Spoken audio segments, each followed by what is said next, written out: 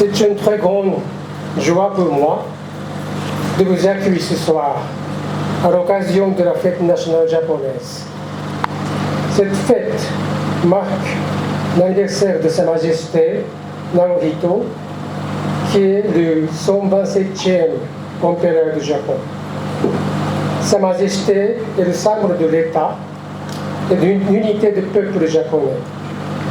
En cette occasion, en cette 7e année de l'ère Reiwa, l'empereur fêtera ses 65 ans, le 23 février.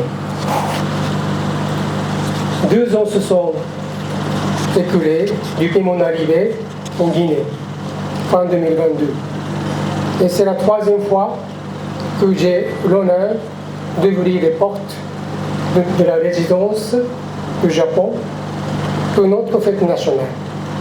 Je suis donc très heureux de vous retrouver ce soir. Permettez-moi tout d'abord de vous confier que l'année 2025 est une grande année pour le Japon.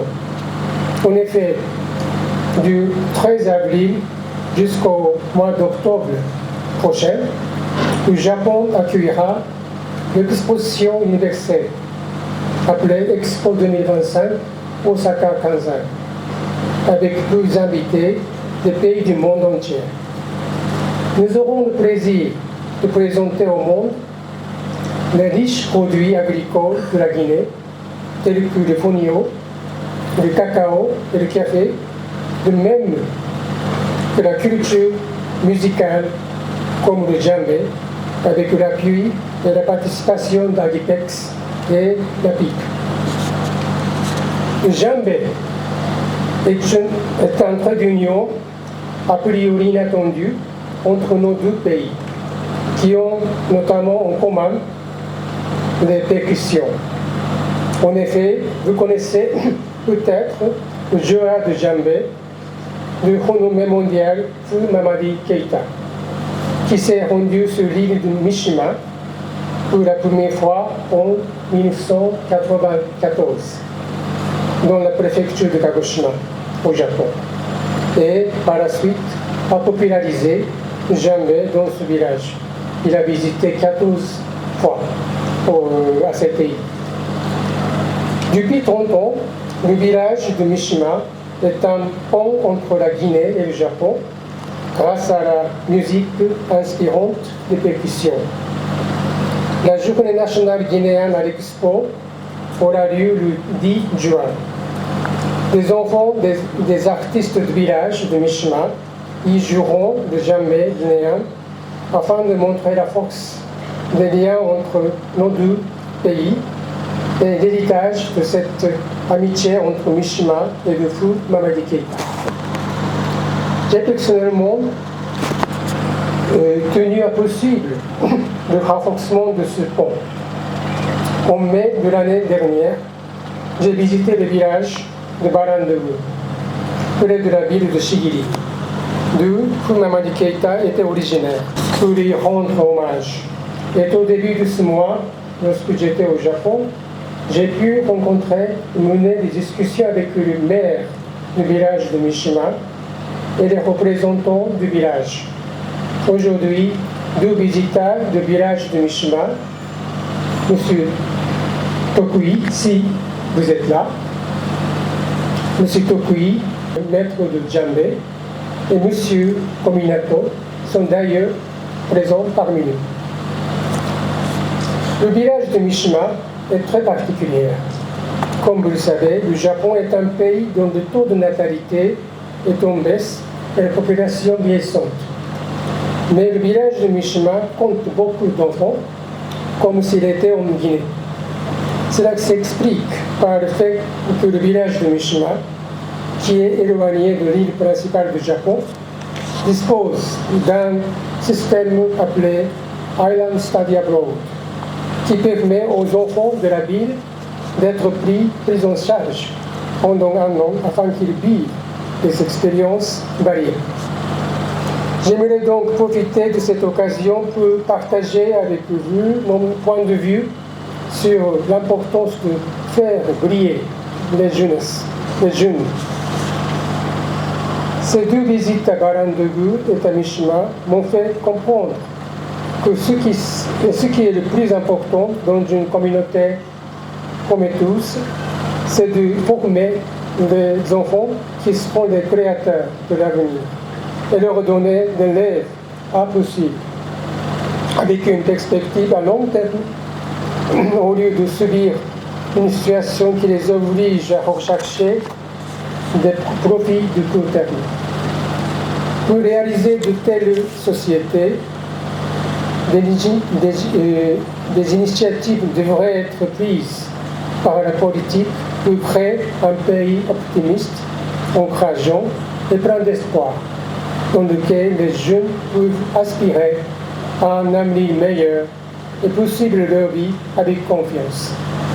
Je suis convaincu de l'effet bénéfique d'une telle démarche et je souhaite que le gouvernement guinéen considère les jeunes comme un atout et qu'il va développer un pays plus propice à la jeunesse. Excellences, Mesdames et Messieurs, nous souhaitons également nous concentrer sur le soutien à la jeunesse en Guinée, comme je l'ai esquissé plus tôt. Nous développons donc actuellement des idées et aimerions travailler avec le FONIGE, Fonds national d'insertion des jeunes, qui soutient les jeunes entrepreneurs en Guinée, pour promouvoir l'esprit d'entreprise en Guinée. Je suis convaincu que l'encouragement de l'esprit d'entreprise chez les jeunes sera un catalyseur de la croissance économique. En novembre dernier, dans le cadre d'une initiative de la JICA, nous avons invité le professeur Takahashi de l'Université de Kyoto à donner une conférence aux étudiants de l'Université de Symphonia. Le professeur, s'appuyant sur l'exemple de la modernisation du Japon, a estimé que la clé de développement réside dans la force sous-jacente du secteur artisanal, qui donne les bases d'une culture conduisant à l'ingénierie et à l'industrie. La Guinée dispose de ce potentiel dans ses ateliers d'artisans où de nombreux jeunes se forment et exercent leurs talents, qui ont besoin d'être soutenus vigoureusement pour développer un secteur manufacturier. Je veux donc soutenir l'esprit d'entreprise de la jeunesse guinéenne qui permet de créer des emplois et conduire à une croissance économique équitable. C'est aussi le sens de formation que le Japon met chaque année à disposition qui leur permettent de parfaire leurs connaissances.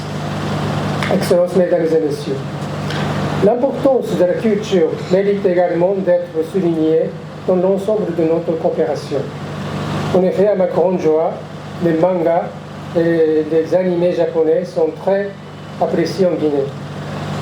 Et chaque année, au début du mois de février, l'association Artimime, animée par des vrais passionnés, organise un festival d'otaku à Conakry.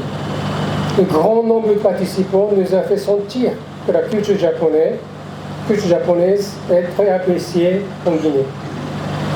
Nous remercions les organisateurs et tous ceux qui contribuent à renforcer les liens entre nos deux pays par l'intermédiaire de la culture. Aujourd'hui, le responsable de ce festival, M. Fassari Mala, est présent parmi nous. Merci beaucoup. Merci à nouveau pour votre leadership et votre dynamisme. La culture populaire est un langage commun entre les jeunes du Japon et du reste du monde. Je crois que la compréhension culturelle et les idées communes se forment entre les peuples du Japon et de l'Afrique par le biais de cette culture. En plus, comme dans One Piece ou Naruto, les personnages croient en leurs amis et travaillent ensemble pour surmonter les épreuves, ce qui permet aux enfants d'apprendre à s'unir s'entraider et à se respecter d'une manière naturelle. Dans ce sens, les mangas et les animés aideront également à développer leur esprit. Excellences, Mesdames et Messieurs, ce panorama de la coopération guinéo-japonaise n'est pas exhaustif. Ainsi, le Japon soutient particulièrement les efforts de renforcement de la gouvernance. La gouvernance est un instrument pour garantir au pays et de la société des institutions qui s'inspirent de la confiance dans le présent et dans l'avenir. Et une gouvernance harmonieuse fournit un socle pour que notamment les jeunes puissent s'épanouir, de développer pleinement leur talent et leurs aspirations. Dans ce processus si important, il convient également d'accorder toute leur place aux droits de l'homme, à l'état de droit et à la démocratie.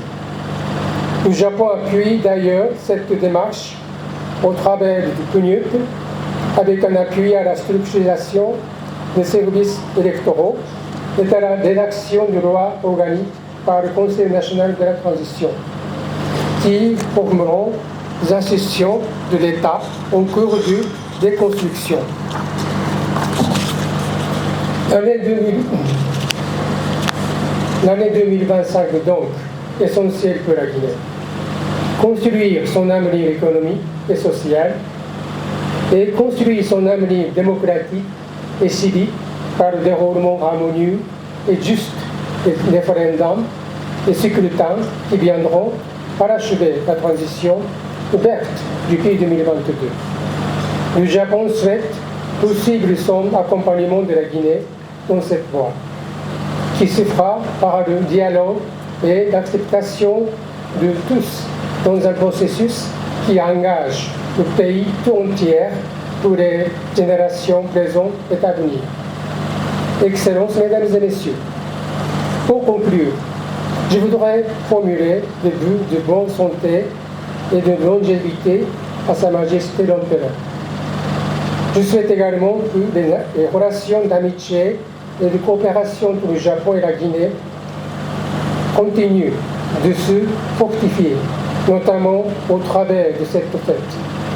Et pour rehausser cette célébration, je voudrais vous inviter à goûter au plat japonais et au saké que nous vous offrons. La diplomatie, c'est aussi de la gastronomie. Vive l'amitié guinéo-japonaise. Je vous remercie de votre attention et vous souhaite une excellente soirée. Merci beaucoup.